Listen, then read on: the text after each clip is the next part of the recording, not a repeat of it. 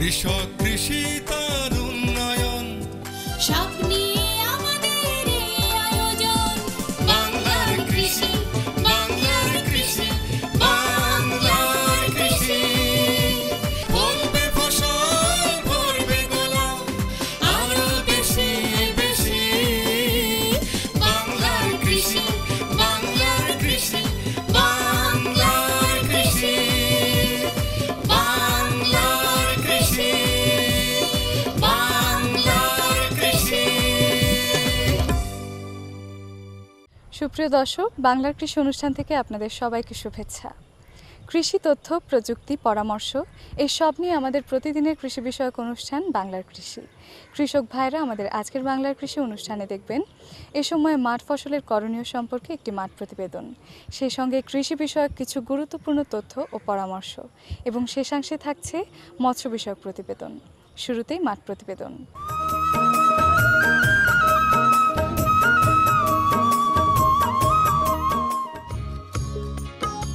আমরা প্রতিনিয়ত খাওয়ার সাথে শাকসবজি খাই। আমরা কি জানি বাজার থেকে কেনা এসব শাকসবজি সাক্ষাৎ বিষ।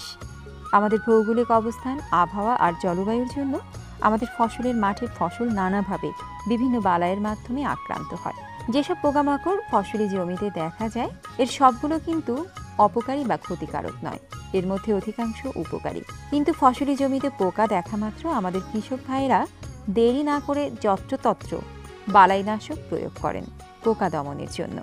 শুধু কি তাই, প্রতিদিন সবজিতে কীটনাশক প্রয়োগ করেন এমন উদাহরণ আছে হাজার হাজার। তাছাড়াও পোকার প্রকৃত আক্রমণ আর প্রয়োজন বুঝেও আমরা বালাইনাশক প্রয়োগ করি না। এতে সরাসরি বিষ বা বালাইনাশক আমাদের শরীরের ঢুকে হাজারো সমস্যার সৃষ্টি করতে পারে। পরিকল্পিত বালাইনাশক প্রয়োগ ছাড়া এই সমস্যা থেকে পরিত্রাণ পাওয়ার আপাতত কোনো সুযোগ নেই।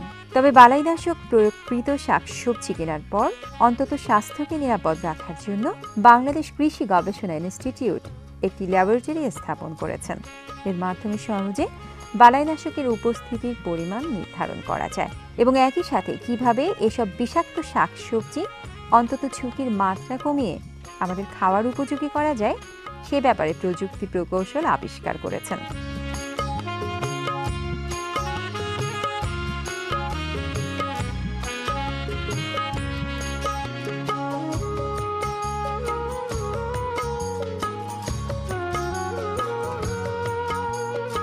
এগুলো অনুসরণ করলে আমরা আমাদের স্বাস্থ্য ঝুঁকি কমাতে পারবো আর অনাকাঙ্ক্ষিত সমস্যা থেকে অনেকটাই পরিত্রাণ পেতে পারবো।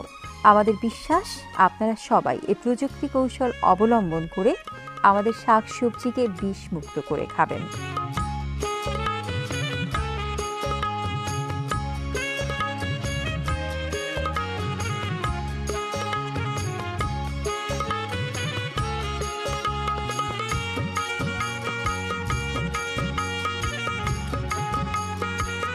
প্রতিদিন বাঁচার জন্যই আমাদের কিন্তু খেতে হয় শাকসবজি, ফলমূল। তো আমরা প্রতিনিয়ত প্রতিটা ভোক্তাই খুবই চিন্তায় থাকে, আমি কি খাচ্ছি, আমি যে শাকসবজি ফলমূলটা খাচ্ছি সেটা কি আদৌ খাওয়ার উপযুক্ত, অর্থাৎ সেটির মধ্যে কি বিষ আছে না বিষ নাই।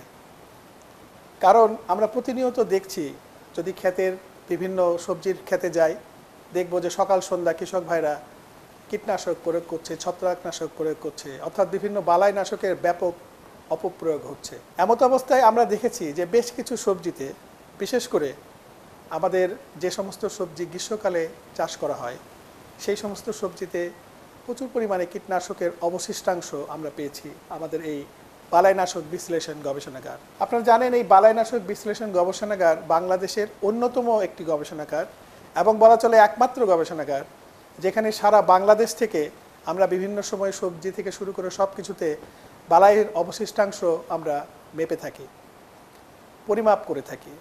এবং এই পরিমাপ করতে যেয়ে দেখেছি যে বেশ কিছু সবজি, ফল এবং বিভিন্ন ধরনের মাছ, আবার শুটকি মাছ, এগুলোতে প্রচুর পরিমাণে আমরা কীটনাশক পেয়েছি। সুতরাং স্বাভাবিকভাবেই ভোক্তাদের মনে একটা বিরাট আশঙ্কা যে এই বিষের হাত থেকে আমরা কেমন করে বাঁচব। সেটারও কিন্তু আমাদের বিজ্ঞানীরা গবেষণা করে একটা ছোট্ট উপায় বের করেছে, কিভাবে আপনি কিছুটা হলে আপনি এই বিষের হাত থেকে বাঁচতে পারেন। যেমন আমরা গ্রীষ্মকালীন শাকসবজি আপনি বেগুন, শিম, বাঁধাকপি, ফুলকপি, কাঁচামরিচ সব কিছুতেই আমরা মাত্রাতিরিক্ত কীটনাশকের অবশিষ্টাংশ পেয়েছি। প্রথমত আপনারা যখন ফলটা নিয়ে আসবেন তখন সেটা এই যে ডিটারজেন্টের পানিতে আপনি কিছুটা হলেও ধুয়ে ফেলবেন। ডিটারজেন্ট আপনি যে কোনো ডিটারজেন্ট আপনি নিয়ে আসতে পারেন, এটা জাস্ট একটু ফেনা হয় সেই পরিমাণ আপনি এরকম পানি করে সেটাকে আপনি একটু এভাবে ধুয়ে নেওয়ার পর ওটাকে আপনি সাধারণ পানির মধ্যে আবার পরিষ্কার করে নেবেন। নেওয়ার পর সেটিকে নিয়ে আসবেন হচ্ছে লবণ মেশানো এই পানির দ্রবণে। 1 লিটার পানিতে 20 গ্রাম পরিমাণ লবণ আপনি মিশিয়ে নেবেন। মেশানোর পর সেটার মধ্যে আপনি 15 মিনিটের মতো এই বেগুন অথবা শিম অথবা বাঁধাকপি, ফুলকপি অথবা কাঁচামরিচ যেটিতে আপনার সন্দেহ রয়েছে এর মধ্যে বিষ আছে, সেটিকে আপনি 15 মিনিটের জন্য এই লবণ মিশ্রিত দ্রবণের আপনি ভিজিয়ে রাখবেন। অতঃপর আপনার সেই শাক সবজি ফলমূল নিয়ে এসে আপনি সেটাকে কাটুন, রান্না করুন, পরিবেশন করুন। মোটামুটি আপনি নিশ্চিন্ত থাকতে পারেন যে আপনার এখান থেকে শতকরা 90 থেকে 95 ভাগ বিষ কিন্তু আপনি দূর করে ফেলেছেন। বাংলার কৃষি, বাংলার কৃষি, বাংলার কৃষি। দর্শক দেখছিলেন বাংলাদেশ টেলিভিশনের প্রতিদিনের কৃষি বিষয়ক অনুষ্ঠান বাংলার কৃষি। এ সময় মাঠ পর্যায়ে করণীয় সম্পর্কে আপনাদের জানাতেই আমাদের এই বাংলার কৃষি। সঙ্গেই থাকুন এবারে মৎস্য বিষয়ক প্রতিবেদন।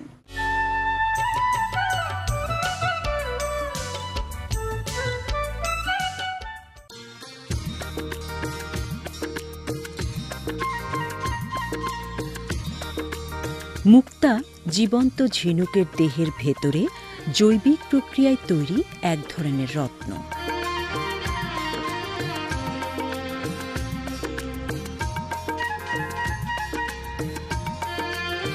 এটি শৌখিনতা ও আভিজাত্যের প্রতীক।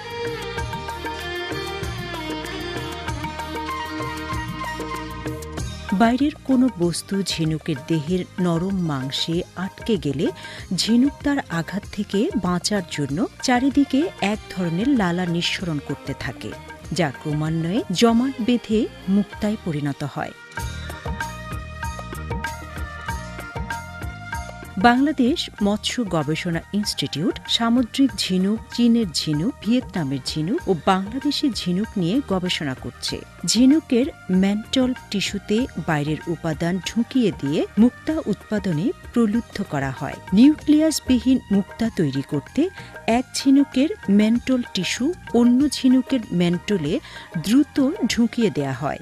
নিউক্লিয়াসযুক্ত মুক্তা তৈরি করতে ম্যান্টল টিস্যুর সাথে একটু নিউক্লিয়াসও ঢুকিয়ে দেয়া হয়। 1 থেকে 2 বছর বয়সের ঝিনুক নিয়ে তার ম্যান্টল টিস্যুর কিনার থেকে টিস্যু সংগ্রহ করে অন্য উপযুক্ত ঝিনুকের পেছন দিকের ম্যান্টলের বাহিরের প্রান্তে টিস্যু প্রতিস্থাপন করা হয়। ঝিনুকের ম্যান্টলে উলম্বভাবে একটি গর্ত করে হুক ও নিডলের সাহায্যে 1 টুকরো ম্যান্টল টিস্যু নিয়ে ওই গর্তে স্থাপন করতে হবে।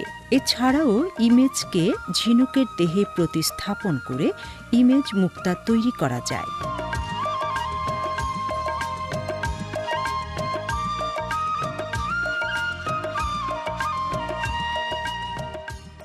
বাংলাদেশে মুক্তা চাষ একটি সম্ভাবনাময়, বিপুল সম্ভাবনাময় বিষয়। আমাদের দেশের যে আবহাওয়া সেটা মুক্তা উৎপাদন এবং মুক্তা বড় হওয়ার জন্য উপযোগী।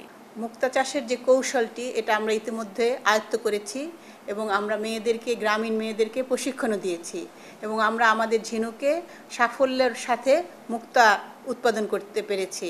এবং সেই সাথে আরেকটি বিষয় যেটি নতুন একটি মুক্তা, যেটিকে আমরা বলি ইমেজ মুক্তা বা নকশা মুক্তা, যে কোনো ছবিকে মুক্তা আকারে নিয়ে আসা, সেটি আমরা আমাদের ঝিনুকে সফলতার সাথে তৈরি করতে পেরেছি এবং তার কিছু জুয়েলারিও আমরা এখানে প্রদর্শন করেছি। এইটি আমাদের প্রধানমন্ত্রীর নির্দেশ ছিল, আমরা আমাদের দেশীয় ঝিনুকে সাকসেসফুল হয়েছি। তো এই মুক্তা চাষের কৌশলটি যদি আমরা আমাদের গ্রামীণ মেয়েদের মধ্যে শিখিয়ে দিতে পারি, অনেক মেয়েরা আছে এবং মুক্তা চাষের যে কৌশলটি, যে কাজটি, সেটি কিন্তু ঘরে বসে করা যায়। সুতরাং তারা ঘরে বসে পর্দার মধ্যে ঘরের সংসারের কাজের পাশাপাশি তারা মুক্তা চাষে যদি করে তাহলে তারা বাড়তি আয় করতে পারবে এবং সেক্ষেত্রে তারা পরিবারে অবদান রাখতে পারবে এবং নারীর যে ক্ষমতায়ন আমরা যেটি চাচ্ছি সেটি মুক্তা চাষের মাধ্যমে সম্ভব হবে বলে আমার বিশ্বাস।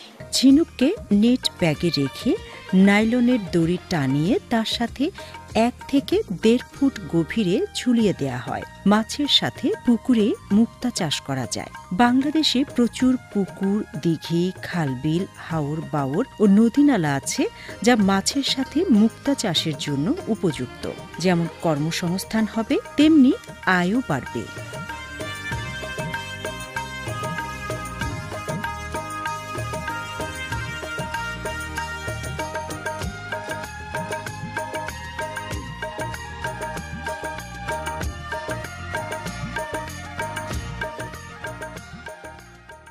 বাংলাদেশে মুক্তা চাষ নতুন হলেও বিশ্বে এটি নতুন নয়। মুক্তা অলংকার, আভিজাত্যের প্রতীক, মুক্তা সৌন্দর্যের প্রতীক। গবেষণা ক্ষেত্রে আমরা ইমেজ মুক্তা উৎপাদনে সফল হয়েছি। আমরা যে গুল মুক্তা উৎপাদনে আমরা কার্যক্রম চালিয়ে যাচ্ছি। মাছের পুকুরে একই ব্যবস্থাপনায় মুক্তা চাষ করা যায়।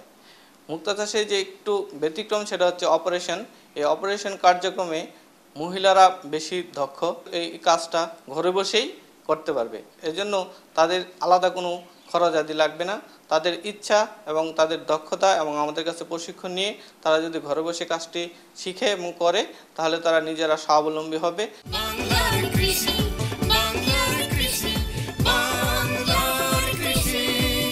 দর্শক দেখছিলেন মৎস্য বিষয়ক প্রতিবেদন। এরই সঙ্গে শেষ করছি আমাদের আজকের বাংলার কৃষি। বাংলার কৃষি আগামীকাল একই সময় প্রচারিত হবে। এছাড়াও আমাদের অনুষ্ঠান সম্পর্কে আপনার যে কোনো মতামত আমাদের লিখে পাঠাতে পারেন। আমাদের লিখবার ঠিকানা প্রযোজক বাংলার কৃষি, কক্ষ নং 222, বাংলাদেশ টেলিভিশন ভবন, রামপুরা, ঢাকা। আমাদের ইমেইল নাম্বার banglarkrishi@ais.gov.bt। আমাদের ফেসবুক আইডি বাংলার কৃষি। আপনারা ইচ্ছা করলে আমাদের অনুষ্ঠানটি ইউটিউবেও দেখতে পারেন। সবাই ভালো থাকবেন, সুস্থ থাকবেন। আল্লাহ হাফিজ। কৃষক কৃষি তার উন্নয়ন, স্বপ্ন